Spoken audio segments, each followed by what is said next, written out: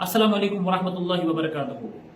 मोहतरम सामीन नाज़रीन, जैसे कि कल हमने बात की थी खतूत निगारे पे, आज हम बात करेंगे दरख्वास्त पे। मैंने कल ही आपको बताया था कि दरख्वास्त और खतूत में बड़ा फर्क है।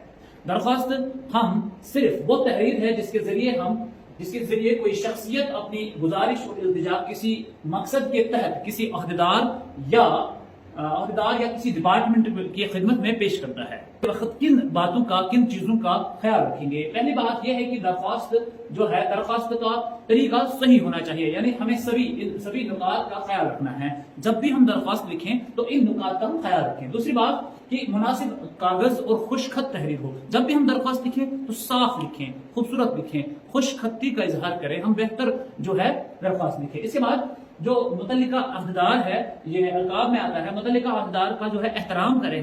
हम जब भी किसी को खत लिखे तो नॉर्मल जिंदगी में भी हमें चाहिए कि अदब व आदाब से बात करें। निहायत ही जो हमारी गुफ्तगू है उसमें आदाब का, मलह का ख्याल रखना चाहिए। इसके बाद एक और बात जिसका हमें बहुत ही ख्याल रखना चाहिए कि जो नफ्स मजमून हो वो सच हो, वो हकीकत पर मबनी हो, कोई झूठ या कोई ऐसी बात इसमें ना हो।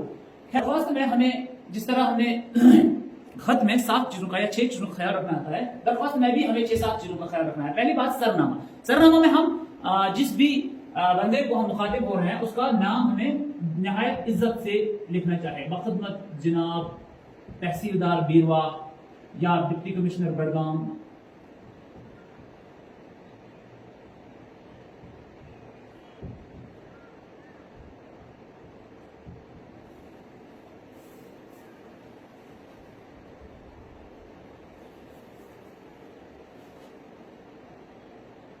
Deputy commissioner Budgam, deputy commissioner साहब बड़गाम। सरनामा में हम इस तरह से लिखते हैं, जो भी हमारी हेडिंग को, हम किसको लिख रहे हैं, हम तहसीलदार साहब को लिख रहे हैं, हम डीसी साहब को लिख रहे हैं, हम किसी असिस्टेंट कमिश्नर रेवेन्यू को लिख रहे हैं, हम किसी और जिला या तहसील जो हमारे अफसरान हैं, जो अहदेदार होते हैं, उनको लिख रहे हैं, तो उसी हिसाब से हमें उनका नाम लिखना है। यहां पर हम इस तरह भी लिख सकते हैं, इज्जतमाब जनाब। क्या करना है, उन्वान में हमने सीधे हमें खत का जो मकसद है वो क्या है वो लिखना है। दरख्वास्त बराए, इस तरह से लिखना है, दरख्वास्त बराए पानी, दरख्वास्त बराए बहामी बिजली, दरख्वास्त बराए आबपाशी, दरख्वास्त बराए कोई जो भी हमारे मसाइल है, जो भी हमारी सरकारी मसला हो उसके हवाले से जो भी हमारा मसला होगा, हम उसमें उन्वान के बाद वो हम लिख सकते हैं। हम लिखेंगे उन्वान और उसके बाद उसके फौरन बाद हम वो लिखेंगे। यहां पर हम उन्वान लिखेंगे जिसको हम इंग्लिश में सब्जेक्ट कहते हैं। तो इसके बाद उन्वान के बाद हम सीधे लिखेंगे दरख्वास्त बराए। तो फिर हम वो क्या है, किस लिए हमने दरख्वास्त लिखना है वो लिखेंगे।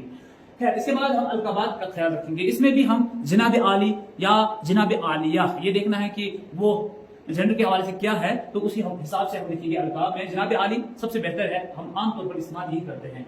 इसके बाद हम लिखेंगे नफ्स मजमून। जिस तरह हमने खत में कल नफ्स मजमून सीखा था कि नफ्स मजमून क्या होता है, क्या लिखना होता है, हमें मुख्तसर बात करनी होती है। मुख्तसर यहाँ भी मैं बताऊंगा कि हमें मुख्तसर बात करनी है। हमें अपनी बात को सिर्फ 1-2 लाइन्स में कहना है कि हम चाहते क्या है, हमारा मसला क्या है, ठीक है। वो लंबे लंबे दरख्वास्त लिखने की कोई जरूरत नहीं है। इसके बाद इख्तिताम में हम लिखते हैं कि मैं आपका ममनून मशकूर हूँ, एहसानमंद हूँ। तो इस तरह से हम इख्तिताम लिखेंगे, इस तरह गुजार का पता।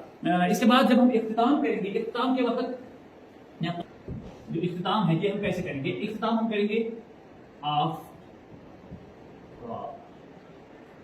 ममनून व मशकूर, आपका ममनून लिखेंगे अल आरिज,